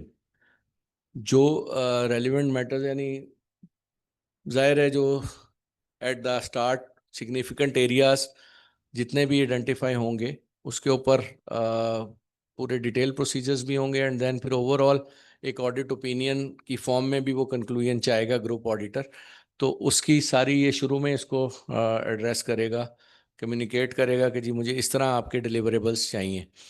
और सिग्निफिकेंट मैटर्स जो कम्युनिकेशन कंपोनेंट ऑडिटर की है उसके साथ फिर उसको ये भी देखना है कि ये जो कम्युनिकेशन या को जो इश्यूज हाईलाइट हो रहे हैं इनको उसको उसकी डॉक्यूमेंटेशन प्रॉपर है और इसको अपने ऑडिटर ग्रुप ऑडिट के लेवल पे इसको किस तरह से कंक्लूड करना है और इसको जो जो चार्ज विद गवर्नेंस है ग्रुप लेवल पे उनको कैसे कम्युनिकेट करना है। और अगर इसको लगता है कि कुछ जो वर्क जिस तरह आपका भी क्वेश्चन था कि कम्युनिकेट वो अप्रोप्रिएट नहीं है उसकी कम्युनिकेशन, तो फिर वो एडिशनल प्रोसीजर करने के लिए उसको एडवाइस करेगा। सब्सिक्वेंट इवेंट के ऊपर भी जिस डेट पे लाइक के कंपोनेंट ऑडिटर यूजुअली पहले अपना ऑडिट कंक्लूड करेगा और ग्रुप ऑडिटर ज़ाहिर है एक सब्सिक्वेंट डेट के ऊपर अपनी रिपोर्ट साइन कर रहा होगा, तो जो date of signing of report for the group है उस डेट तक सब्सिक्वेंट इवेंट्स की कंफर्मेशन कि वो सारे एडजस्टेबल नॉन एडजस्टेबल सारे इवेंट्स को देख के उसके ऊपर कम्युनिकेशन करना किसकी रिस्पॉन्सिबिलिटी होगी, कंपोनेंट ऑडिटर की, कि वो ग्रुप ऑडिटर को कम्युनिकेट करेगा। अगर वो नहीं करता तो फिर भी रिस्पॉन्सिबिलिटी किसकी है, ग्रुप ऑडिटर की। उसको अपने आप को सेटिस्फाई करना है कि क्या सारे सब्सिक्वेंट इवेंट्स अकाउंट फॉर हो गए हैं, कुछ अगर एडजस्टिंग इवेंट्स हैं तो वो भी, और जो नॉन एडजस्टिंग इवेंट हैं जिनका डिस्क्लोजर ज़रूरी है फाइनेंशियल स्टेटमेंट में, वो भी कम्युनिकेट उसको either through group component auditor हो जाए या वो खुद अपने प्रोसीजर्स अप्लाई करे उसके ऊपर। और overall sufficiency and appropriateness of the audit evidence, तो ग्रुप ऑडिटर ने एवेल्युएट करना है कि जो उसको shall evaluate whether sufficient appropriate audit evidence has been obtained including from the group from the work performed by components। यानी जब वो अपना एक ओवरऑल ओपिनियन फॉर्म कर रहा है तो जिस तरह हमने बार बार चीज़ें रिपीट भी हो रही हैं कि डिफरेंट लेवल्स के ऊपर इंडिविजुअल वर्क भी परफॉर्म किया है, और फिर एक ओवरऑल कंक्लूजन उसने लेना है कि ये सारा जो काम है मेरे ऑडिट ओपिनियन के लिए सफिशिएंट है या नहीं। इसमें एक इम्पॉर्टेंट कंसिडरेशन ये भी है कि लाइक अगर कुछ अनकरेक्टेड मिसस्टेटमेंट्स की भी कम्युनिकेशन होगी ना कंपोनेंट ऑडिटर्स के थ्रू, और कई ऐसी चीज़ें हो सकती हैं कि कंपोनेंट लेवल पे वो मटेरियल नहीं है, उसने अपने ऑडिट ओपिनियन को क्वालिफाई नहीं किया, बट आपको कम्युनिकेट कर दिया अनकरेक्टेड मिसस्टेटमेंट्स क्या हैं। और डिफरेंट कंपोनेंट्स का अगर आप एग्रीगेट करता है जब ग्रुप ऑडिटर, तो हो सकता है कि कंसोलिडेशन के टाइम पे वो एग्रीगेट करके मिसस्टेटमेंट्स एक मटेरियल मिसस्टेटमेंट में कन्वर्ट हो जाए। तो ऑडिटर को ये भी चीज़ को कंसिडरेशन में रखना है कि सारी जो मटेरियल जो सारी इमटेरियल मिसस्टेटमेंट्स हैं वो एग्रीगेट होके मटेरियल ना बन जाए। ऑडिटर रिपोर्ट जब वो इशू करेगा तो फिर उसकी अपनी रिस्पॉन्सिबिलिटी है ग्रुप ऑडिटर की, उसको रेफरेंस नहीं करना है कि मैंने कंपोनेंट ऑडिटर पर रिलाई किया है, क्योंकि जो भी वर्क है वो फिर ओन करके that will be responsibility of the group auditor. और अगर कहीं किसी जुरिस्डिक्शन में रिक्वायरमेंट होती भी है इसको रेफर करने की, even then that doesn't reduce the responsibility of the group auditor. तो communication with group management and those charge with governance, कुछ चीज़ों को रिस्पॉन्सिबिलिटी है ग्रुप ऑडिटर को कि वो क्या करे कि ओवरऑल जो planning and scope timing different components पे क्या स्कोप होगा, कब वो ऑडिट शुरू होंगे, कब इनकी डिलीवरेबल्स आने चाहिए, ये सारे ग्रुप मैनेजमेंट के साथ वो एग्री करेंगे। फ्रॉड आइडेंटिफिकेशन अगर कुछ है किसी कंपोनेंट पे या ग्रुप पे तो वो उसको कम्युनिकेट करेगा, और ग्रुप मैनेजमेंट से वो कम्युनिकेशन करेंगे कि उसको कंपोनेंट ऑडिटर के साथ सारी फैसिलिटेशन वगैरह अरेंज करें। इसके अलावा जो दोस्त चार्ज विद गवर्नेंस के साथ क्या करना है कि overview of the work to be perform by the components के, उनके कंपोनेंट्स के ऊपर लाइक के जैसे मैंने कहा कुछ जगहों पे फुल स्कोप ऑडिट करवा रहे हैं, कुछ कुछ जगहों पे एक आध अगर अकाउंट बैलेंस या उसके ऊपर डायरेक्ट वेरिफिकेशन से उसका ग्रुप ऑडिटर का रिलायंस हो जाता है तो उसको यूज़ करेगा। तो ये दोस्त चार्ज विद गवर्नेंस को एक्सप्लेन करेंगे कि कहाँ किस कंपोनेंट पे क्या हो रहा है।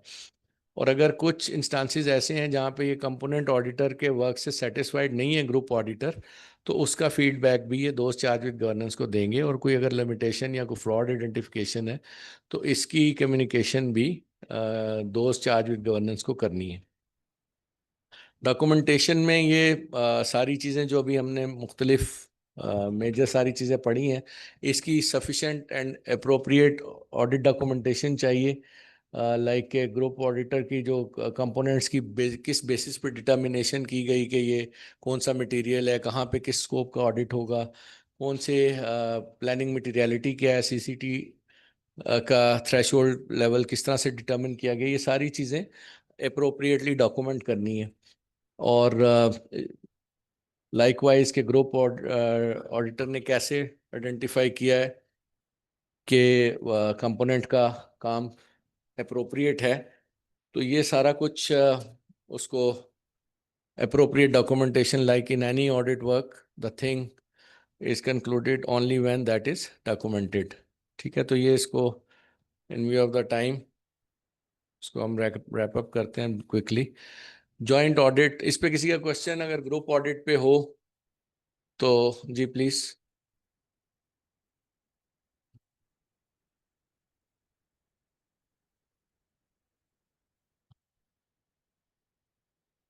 सॉरी आपकी आवाज थोड़ी सी मुझे थोड़ा सा लाउड बोलेंगे क्या मिस करते हैं?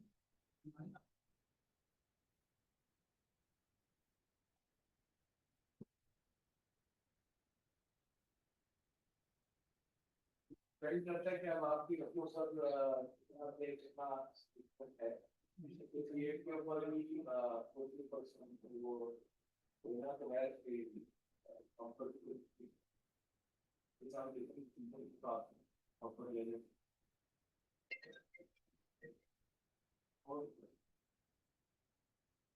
तो नेक्स्ट टॉपिक जॉइंट ऑडिट का है। शॉर्ट टॉपिक ही है और 5 मिनट शायद हमारे टाइम में रह गए, तो इसको हम क्विकली कर लेते हैं। इसके आइज़ा तो इस तरह से नहीं है इसके ऊपर कोई डिटेल, लेकिन ये आई कैप की एक गाइड है जो जॉइंट ऑडिट को डिस्कस करती है। तो उस गाइड की जो रिक्वायरमेंट है, फर्स्ट ऑफ ऑल क्विकली मैं इसको रन थ्रू करता हूँ कि जॉइंट ऑडिट क्या है। जॉइंट ऑडिट उसको कहेंगे जहाँ पे एक से ज़्यादा ऑडिटर इन्वॉल्व हो और वो एक जॉइंट ओपिनियन को साइन करेंगे किसी एक सेट ऑफ फाइनेंशियल स्टेटमेंट को। उसको एक से ज़्यादा, यूजुअली कुछ बड़े क्लाइंट्स पे रहते हैं जॉइंट ऑडिट, लेकिन इसमें एक सिंगल रिपोर्ट साइन होगी। बड़े रेयर, एक्सट्रीमली रेयर सर्कमस्टांसिस में ये हो सकता है। थ्योरेटिकली होता है बट प्रैक्टिकली शायद ही कोई एग्जांपल हो कि एक से ज़्यादा रिपोर्ट साइन की जाए, दो ऑडिटर इन्वॉल्व हैं और दोनों डिफरेंट रिपोर्ट दे रहे हैं। थ्योरेटिकली पॉसिबल है बट प्रैक्टिकली एक ही रिपोर्ट साइन करेंगे।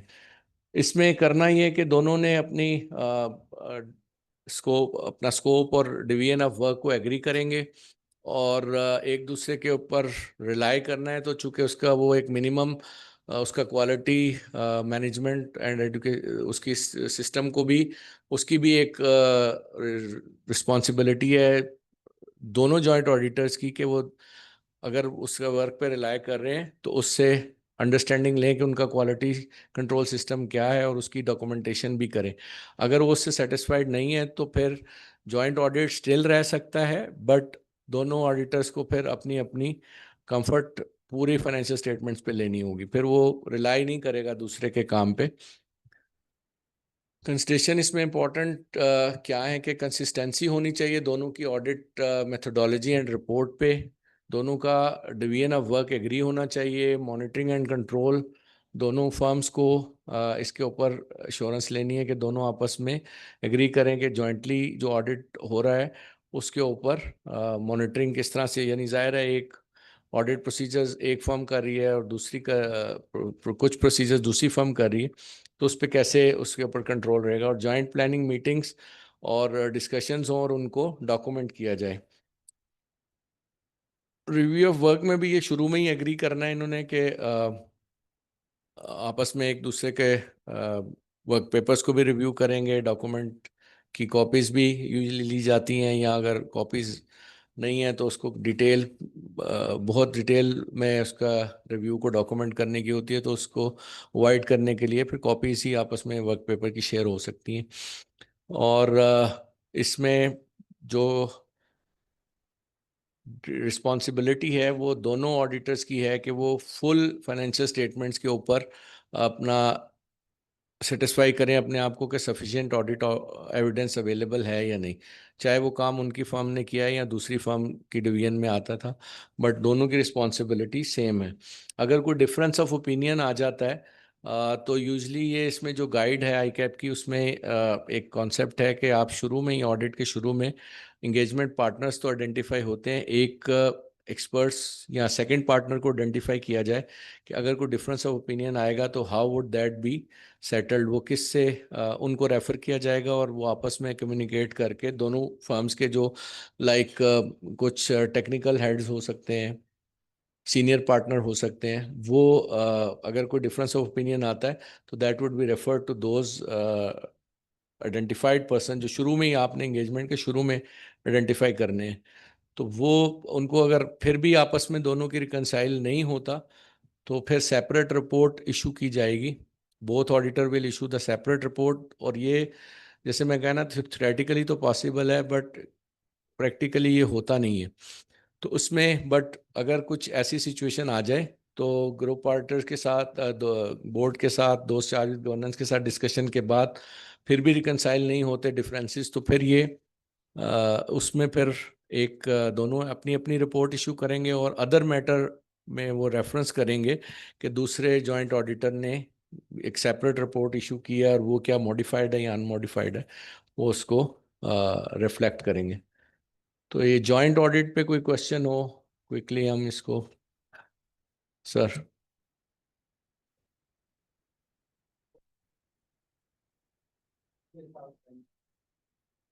कंपोनेंट ऑडिटर तो सर जो लोकल कंपोनेंट की मैनेजमेंट है उसके साथ तो वो साइन करेगा ही करेगा।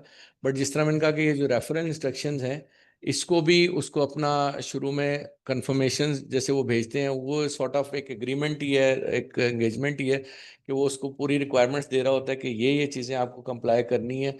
तो वो उसको एक्सेप्ट कर रहा होता है, तो वो इन दैट फॉर्म वो ग्रुप ऑडिटर के साथ भी एक उसका इंगेजमेंट फ्रेम हो रहा है, और एक लोकल जो उसकी लाइक के कोई एंटिटी है, ब्रांच है, सब्सिडरी है, तो उसके साथ अपनी लोकल रिक्वायरमेंट तो पूरी कर रहा है, उनके साथ भी इंगेजमेंट लेटर होगा।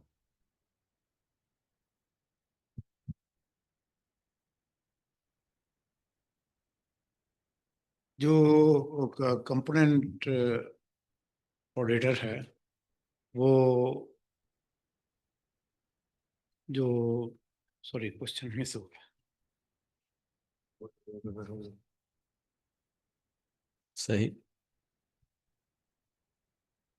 और सर ये जो आपने बताया कि ग्रुप ऑडिटर और जॉइंट ऑडिटर, तो इनमें सर बेसिक डिफरेंस क्या है? मतलब ग्रुप ऑडिटर में भी more than one auditor involve थे, तो देखिए, इसमें भी। ग्रुप ऑडिटर में एक ग्रुप ऑडिटर है और एक कंपोनेंट ऑडिटर है। कंपोनेंट ऑडिटर रिपोर्ट इशू कर रहा है कंपोनेंट के ऊपर सिर्फ, लाइक एक सब्सिडरी है, एक ब्रांच है, उतने हद तक उसकी रिपोर्ट है, और फिर वो अपना जो उसका जो वर्क है वो ग्रुप ऑडिटर रिलाई कर रहा है to issue opinion on the group financial statements.